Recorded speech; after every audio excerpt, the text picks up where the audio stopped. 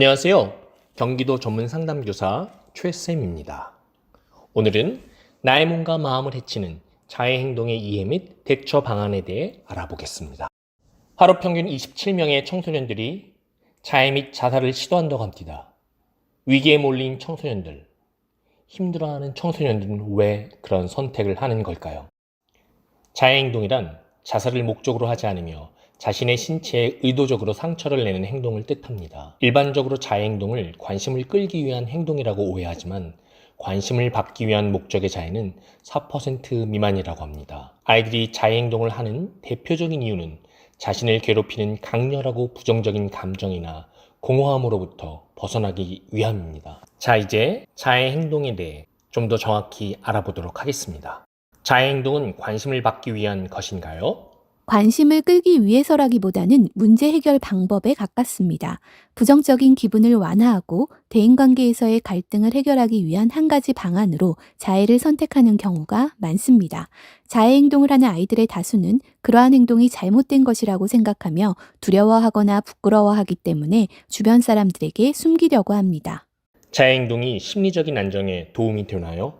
자해 행동을 통하여 심한 공허감이나 자기 혐오 등 고통스러운 감정 상태에서 잠시 벗어날 수 있습니다. 하지만 이러한 자해의 긍정적인 효과는 일시적입니다. 자해 행동 이후 친구들과의 관계에 어려움이 생기거나 자해 행동에 대한 죄책감에 시달려 더 극심한 부정적인 감정을 느끼곤 합니다. 자해하는 사람은 위험하거나 정신이 이상한가요?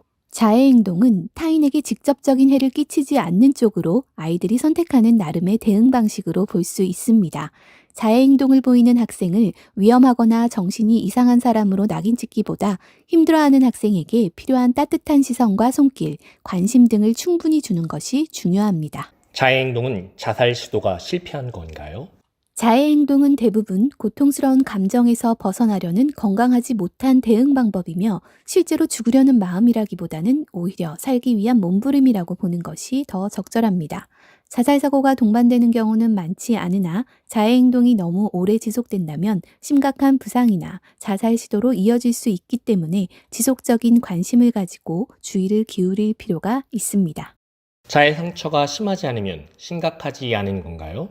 자해 상처의 심각한 정도와 당사자가 느끼는 고통 및 문제의 심각도가 비례한다고 볼 순 없습니다. 자해 상처가 대수롭지 않더라도 당사자가 느끼는 고통이나 문제의 심각도를 파악해야 하며 모든 자해는 심각하게 생각하고 접근해야 합니다. 학생과 자해 사실을 비밀로 하기로 하였는데 지켜야 하나요? 학생이 교사에게 자해 행동을 비밀로 해달라고 요구할 수도 있습니다. 하지만 자해나 자살과 같은 사안은 생명과 신체의 안전과 직결되기 때문에 용기를 내어 공개를 하고 전문가의 도움을 받도록 설득하는 것이 원칙입니다. 상태와 상황에 따라 일시적으로 비밀 유지를 할 수는 있지만 이럴 때 반드시 주의 깊게 관찰하고 위험한 상황 발생 시 학생의 안전을 위해 비밀로 할 수 없음을 미리 알려야 합니다. 자해 행동과 자살 시도를 구별하는 방법에 대해 알아보겠습니다. 자살 사고가 동반되는 경우는 대략 10에서 20% 정도라고 합니다. 자살 시도와 자해 행동에 대한 대응 방법은 다르기 때문에 초기에 구별하는 것이 필요합니다. 가장 기본적이며 확실한 구별 방법은 학생에게 자살 의도가 있었는지 직접 질문을 하는 것입니다. 자해 행동은 심리적 고통으로부터의 일시적 도피, 자살 시도는 심리적 고통에서 완전히 벗어나고자 함. 자해 행동은 행동 빈도는 높고 다양한 방법을 시도. 자살 시도는 행동 빈도는 낮고 단일한 방법을 주로 시도. 자해 행동은 고통스러우나 희망은 있음, 스스로 문제 해결 어려움. 자살 시도는 희망이 없고 무기력하며 스스로 문제 해결 불가능. 자해 행동의 위험 신호 10가지를 알아보겠습니다. 낮은 자존감, 학업 성취도 저하, 우울 증상 소외, 단절감, 물질 혹은 알코올 남용, 위험한 행동, 화장실 등에서의 비밀스러운 행동, 날카로운 물건을 휴대함, 그림이나 글을 통해 자해를 표현, 더운 날씨에도 짧은 복장을 거부함, 설명하기 어려운 빈번한 자해. 자해 행동을 보이는 학생을 대할 때 바람직한 교사의 태도에 대해 알아보겠습니다. 먼저 차분하게 대처합니다. 학생이 가장 두려워하는 것은 교사의 과도한 감정적 반응입니다. 교사는 마음을 가라앉히고 차분한 태도를 보이는 것이 좋습니다. 자해 행동을 보이는 학생을 만날 때 교사는 스스로 마음을 가다듬어 차분한 태도를 보이는 것이 중요합니다. 그래야 학생도 안전된 마음으로 교사에게 다가갈 용기를 낼 수 있습니다. 둘째, 비난하거나 단정짓지 않습니다. 교사의 선입견은 자해 행동을 한 학생이 더욱 상처를 받게 하고 자해 행동을 숨기려는 결과를 가져올 가능성이 높습니다. 자해 행동을 한 학생에게 접근할 때는 학생을 진심으로 도와주겠다는 마음과 열린 태도로 접근하는 것이 좋습니다. 적절하지 않은 반응의 예시는 다음과 같습니다. 네가 어떻게 이런 행동을 할 수가 있니? 자해하는 학생은 모두 문제아야. 너가 마음이 약해서 그래. 그런 행동을 한다고 문제가 해결되니? 바람직한 반응 예시입니다. 선생님은 마음이가 걱정이 되네. 괜찮다면 어떤 이유로 그런 행동을 했는지 말해줄 수 있겠니? 셋째, 공감하고 지지해 줍니다. 학생들이 가장 바라는 반응은 교사가 자신의 고통을 알아주고 인정해주는 것입니다.